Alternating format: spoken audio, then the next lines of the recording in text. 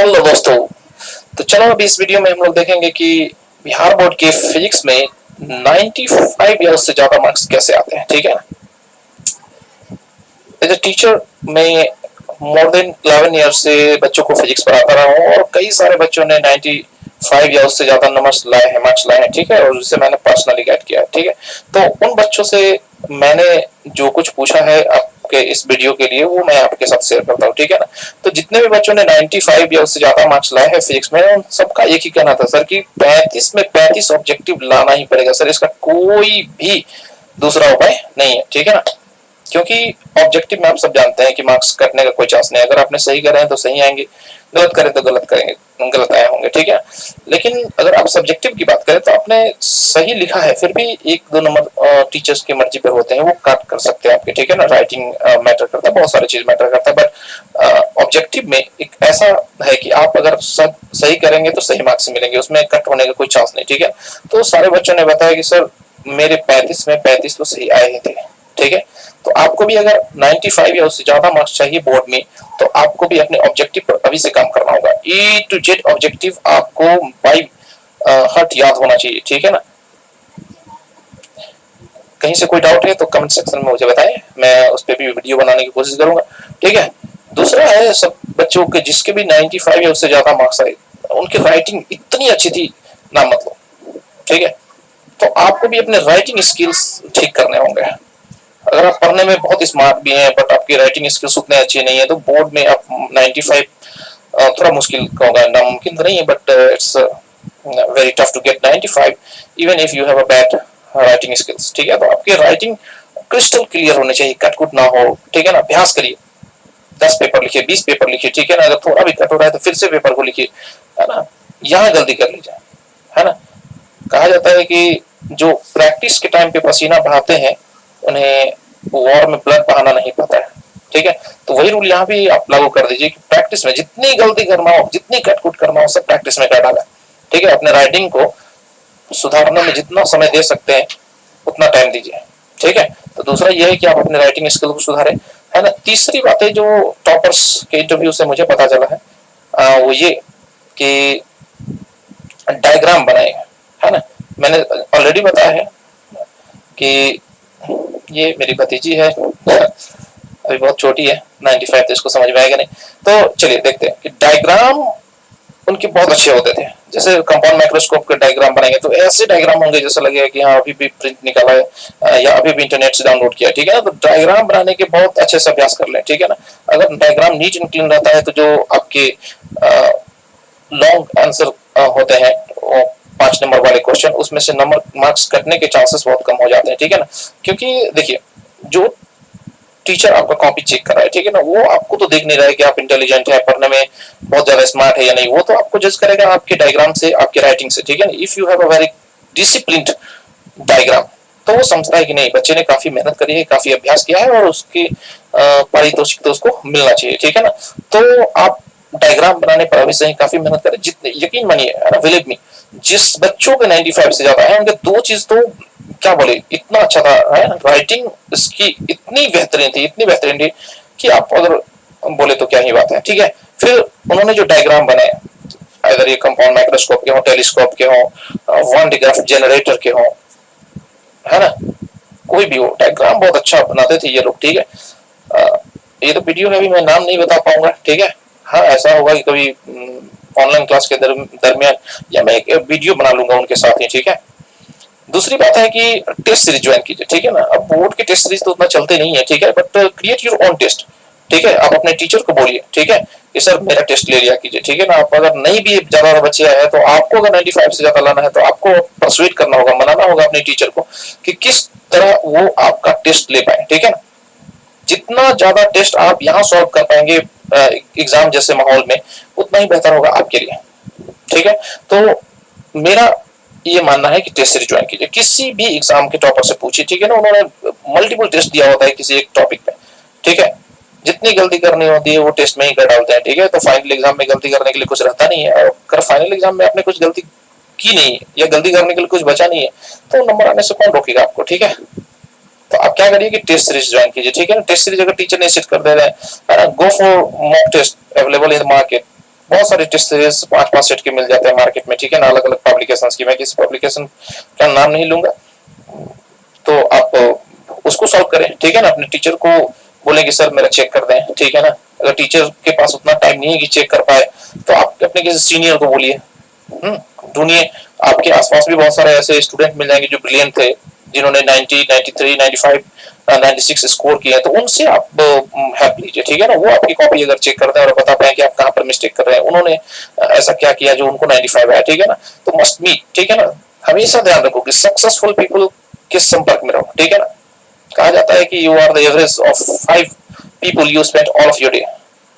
और जिन 5 लोगों के साथ अपना ज्यादातर टाइम आप बिताते हैं, आप उन्हीं 5 जैसे हो जाते हैं। तो क्यों नहीं आप 5 ऐसे सीनियर्स के साथ समय बिताना स्टार्ट करें जो ऑलरेडी 95, 96 ला चुके हैं, ठीक है ना। उनको बोलिए कि भैया मेरा कॉपी चेक कर दो, ठीक है ना, भैया मुझे गाइड कर दो कहां पर मैं गलती कर रहा हूँ, ठीक है। तो दे आर द पीपल जो कर चुके हैं, उनसे पूछिए कि कैसे होता है, ठीक है। rather than मेरी वीडियो देखना या यूट्यूब पर रैंडम वीडियोस सर्च करना कि how to get 95% in physics और इन केमिस्ट्री, ठीक है ना। Just meet them, find them and meet them, ठीक है ना, एंड टेक गाइडेंस, ठीक है। दूसरी है कि आप एक टेक्निक है एक्टिव रिकॉल मेथड, ठीक है ना। मैं भी अपने एकेडमिक कैरियर में थ्रू आउट टॉपर रहा हूँ, ठीक है। तो मैं जो टेक्निक का इस्तेमाल करता था वो है एक्टिव रिकॉल, ठीक है। आप किसी टॉपिक को पढ़ लिए, एक बार पढ़ना उतना इंपॉर्टेंट नहीं है, ठीक है ना। आप रिकॉल करके देखें कि मैंने जो अपने ब्रेन के अंदर इंफॉर्मेशन डाली है वो रिकॉल हो पा रहा है नहीं, ठीक है। नहीं, कैसे एक्टिव रिकॉल करते हैं, ठीक है। तो आप क्या करिए कि आप एक सवाल को पढ़ डालिए, ठीक है ना। और जब आपको लगे कि नहीं I am ready to reproduce, ठीक है ना, मैं इसे फिर से लिखने के लिए रेडी हूँ, तो आप क्या करिए कि उस को लिखे एक बार, ठीक है ना। और जब लिख लें तो आप मिलाए कि कहाँ गलती हो गई, ठीक है ना। जब आपको लगे कि गलती हो गई तो फिर से जाके उसको प्रिपेयर करिए, तब तक प्रिपेयर करते रहिए जब तक कि अब गलती हो ही नहीं रही है, ठीक है ना। This is called active recall, ठीक है ना। लगातार आप क्वेश्चन के जरिए, है ना, किसी दोस्त को सेट कर दें कि आप एक काम करो मुझसे क्वेश्चन पूछो, ठीक है ना, मैं इसका आंसर देके देख रहा हूँ रिकॉल हो पा रहा है या नहीं, ठीक है ना। मतलब क्या ब्रेन के अंदर गया, दैट इज नॉट इम्पोर्टेंट, ठीक है ना। At the right time you are able to recall it और not, this is the most important part, ठीक है ना। बस याद रखो कि रिकॉल हो जाना चाहिए एग्जाम में। कई सारे स्टूडेंट्स को मैंने अपने लंबे टीचिंग कैरियर में देखा है कि सर आता था लेकिन बन नहीं पाया। क्यों नहीं बन पाया सर? याद ही नहीं पाया उस टाइम पे, ठीक है ना। आप भी बोलिए सर अब भी लिख के बताता हूँ, बट सर अब लिख के क्या करना है, ठीक है ना, एग्जाम तो गए, ठीक है। तो use this technique active recall method, very important topic, ठीक है ना। ऑल द टॉपर्स, है ना, यही टेक्निक का इस्तेमाल करते हैं ज्यादातर, ठीक है ना। मैंने भी अपने लाइफ में जब स्टूडेंट था करिए, ठीक है, तो आप भी इसका है। उसके बाद क्या है कि आप रिवीजन करिए एक्टिव रिकॉल मेथड्स, ठीक है। और एक बात ध्यान रखिए, लोग कहते हैं कि सर कौन क्वेश्चन आएगा आप बताएं सर, गेस कर रहे हैं मुझे, ठीक है ना। तो आप बिहार बोर्ड का एक पैटर्न देखे होंगे कि मोस्ट ऑफ द क्वेश्चन वो फिर से घुमा फिरा के पूछते रहते हैं, ठीक है ना, मोस्ट ऑफ द क्वेश्चन, ठीक है। इस साल नहीं पूछा तो अगले साल पूछ लेंगे, अगले साल नहीं पूछा तो फोक्स के अगले साल पूछ देंगे, ठीक है। तो मैं ये नहीं बता पाता हूँ बच्चों की कौन सा क्वेश्चन याद करो, बट हाँ एक बात, जो क्वेश्चन पहले से पूछे जा चुके हैं अगर उसमें से कोई क्वेश्चन आप छोड़ के आते हैं तो इट्स क्राइम, है ना, 4 बार फांसी होनी चाहिए। अगर आप सॉरी टू से दैट, मुझे ऐसा नहीं बोलना चाहिए, लेकिन हाँ जो क्वेश्चन ऑलरेडी आउट है उसको क्वेश्चन बैंक में मिल जाता है। अब ऐसे क्वेश्चन को छोड़ के आना और ये सोचना कि नहीं I have the ability to get 95 और more marks, I don't think this is a good.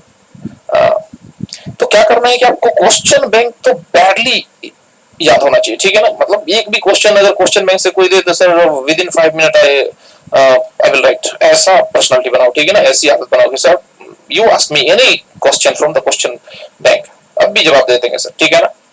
इतना तो कॉन्फिडेंस बना के रखो, ठीक है ना। और कहां से आता है ये कॉन्फिडेंस? तो ये कॉन्फिडेंस आएगा आपको मल्टीपल रिवीजन, ठीक है ना।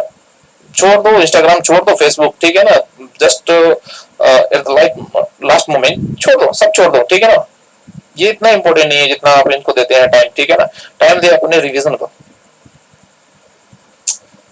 अगर आपने रिवीजन में बहुत सारा पसीना बहाया है तो मैंने कहा ना कि आपको टेंशन लेने की तो फिर आवश्यकता ही नहीं पड़ेगी एग्जाम में, ठीक है ना। जब सबके चेहरे डाउन होंगे एग्जाम के बाद तो आपका चेहरा एकदम खिलता रहेगा, मुस्कुराता रहेगा, बिकॉज ऑफ द रिवीजन, ठीक है। किसी ने ऐसे नहीं कहा है कि रिवीजन जो है वही चीजों को परफेक्ट बनाता है, ठीक है ना। तो रिवीजन करते रहिए, ठीक है ना, रिवीजन करते रहिए आप, ठीक है।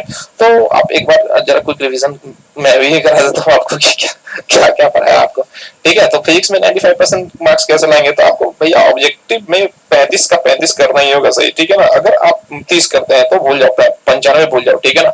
बहुत लोग हैं जो इसको करने के लिए अभी भी रेडी है, ठीक है। तो अगर आप 35 में 35 करने का दम रखते हैं तो ही एक चांस बनता है कि आप 95 या उससे ऊपर नंबर लाए, ठीक है ना। अपने राइटिंग स्किल को सुधारिए। अब कुछ लोग ये भी कह देंगे कि सर बच्चे से तो बैड राइटिंग है, अभी कैसे सुधरा है यार। 4 महीने 3 महीने अभ्यास तो करो, राइटिंग क्यों नहीं सुधरेगा, ठीक है ना। आपका खुद का हाथ है और आप ही का बात नहीं मान रहा है, आप बोल रहे हैं उसको कि अच्छा लिखो और वो अच्छा लिख नहीं रहा है ना। ऐसा है कि सुधारो, ठीक है ना, यू कैन डू इट, ठीक है। उसके बाद क्या बताया बच्चों ने कि जिसने 95 या उससे ज्यादा रहेगा उनके डायग्राम सही होते थे, ठीक है ना। वो उसके बाद बाबू मैं ये कर रहा हूँ कि टेस्ट सीरीज ज्वाइन करो, ठीक है ना। ये बहुत इंपॉर्टेंट है, वेरी वेरी इंपॉर्टेंट थिंग है ना। उसके बाद मैंने बोला कि रिवीजन करने के लिए आप एक्टिव रिकॉल का मेथड करिए, ठीक है ना। आप एक क्वेश्चन को लिख डाले और उसको देखें कि मैं इसको कर पा रहा हूँ या नहीं, ठीक है। नहीं कर पा रहा हूँ, गो फॉर द रिवीजन, ठीक है ना। अगर कर पा रहा हूँ देन इट्स ओके, ठीक है ना। और ऐसे करते करते आप उन क्वेश्चनों को एक लिस्ट बना ले जो या मल्टीपल रिवीजन के बाद भी नहीं हो रहा है, देन आप उस क्वेश्चंस को अपने टीचर के पास ले जाकर डिस्कस कर ले उसको, ठीक है ना। उसके बाद है कि क्वेश्चन बैंक का तो एक भी क्वेश्चन छूटना ही नहीं चाहिए, ठीक है ना। अगर एक भी क्वेश्चन छूट रहा है तो फिर मुश्किल है। आपको क्या करना है कि क्वेश्चन बैंक का तो 100% रहना चाहिए, ठीक है ना। तो चलो, अगर आपको ये वीडियो अच्छा लगा हो तो आप लाइक करें, सब्सक्राइब करें और शेयर कर दें, ठीक है, ताकि ज्यादातर बच्चों को ये वीडियो मिल जाए, ठीक है। Thank you.